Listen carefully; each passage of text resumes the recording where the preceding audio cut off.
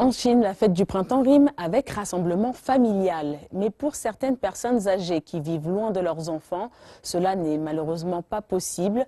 Notre reporter Hunan s'est rendu dans un centre de soins pour personnes âgées à Shanghai pour voir comment les résidents y célèbrent le Nouvel An. C'est la saison des réunions familiales pour la plupart des gens et des réunions amicales pour ceux qui sont loin de leur famille. La communauté Chaoyang de Shanghai cherche une solution. Près de 30 000 personnes vivent dans cette communauté et sont âgées de 60 ans ou plus, ce qui représente un tiers du nombre total des résidents. Leurs enfants sont soit très occupés par leur travail, soit partis à l'étranger et ont très peu de temps pour leur rendre visite ou pour s'occuper d'eux. Mon fils vit au Canada avec sa famille. Ils viennent me voir environ une fois par an. La communauté s'occupe bien de moi. Mes enfants n'ont pas à se faire souci pour ma santé.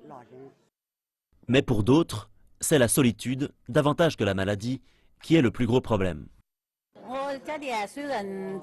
Mon fils et ma belle-fille vivent avec moi, mais nous n'avons rien à nous dire. Le fossé générationnel est évident. Je viens tous les jours au centre pour personnes âgées, car j'ai besoin de soins, pas n'importe lesquels. Je viens pour bénéficier d'échanges chaleureux. L'accompagnement des anciens est un problème urgent en Chine. Environ 15% de la population a 60 ans ou plus. D'ici 2050, il est prévu que ce chiffre atteigne les 38%. Près de 40% des résidents de Shanghai qui ont entre 60 et 69 ans se retrouvent seuls.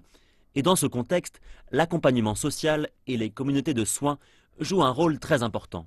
Le rendez-vous du thé à 12 heures de l'après-midi est l'un de nos services principaux aux personnes âgées. Nous proposons également des soins médicaux et des repas à domicile pour les personnes âgées handicapées.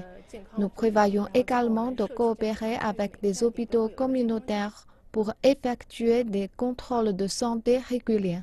Alors que les parents des premiers enfants nés sous la politique de l'enfant unique atteignent l'âge de la retraite, le soutien aux personnes âgées est davantage une obligation sociale qu'un problème privé.